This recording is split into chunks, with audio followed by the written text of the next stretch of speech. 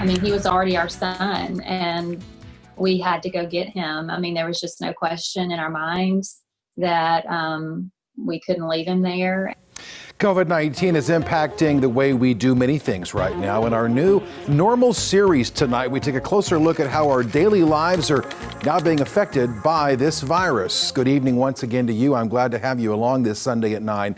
I'm David Oliver. One local adoption agency says tonight international adoptions are down since the virus began. KOLR 10's Madison Hever tells us tonight the story of one family whose international adoption from China during the pandemic was successful. Madison.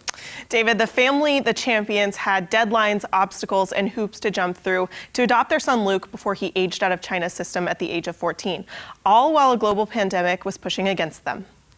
Anna and Chris Champion decided after seeing a photo of their son Luke on social media that they needed to adopt him. We started the process of adopting Luke last August. December, we started hearing about the virus in China and thought, well, I hope that doesn't affect us. And then January, it started getting worse. Their son was getting to the age where he would be aging out, so they were already facing a time crunch. On top of that and travel restrictions, as soon as the champions arrived in China to bring Luke home, they had to quarantine immediately for 2 weeks.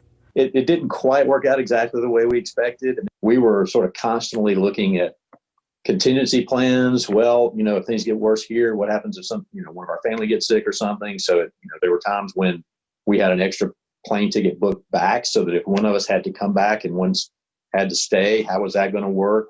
Not to mention relations between China and the U.S. weren't great in March and April. And China was worried about foreigners bringing the virus back after it had already shut down. Chinese hotels really weren't very welcoming to foreigners. They worried that they would be able to find places for us to stay in China.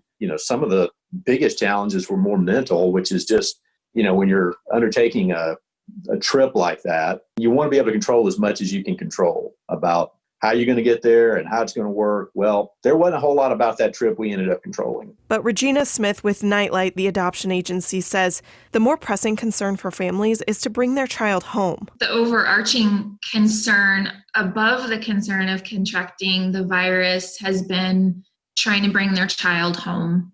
Having made the commitment and decided that that's what we were going to do back last August, of course, he knew we were coming.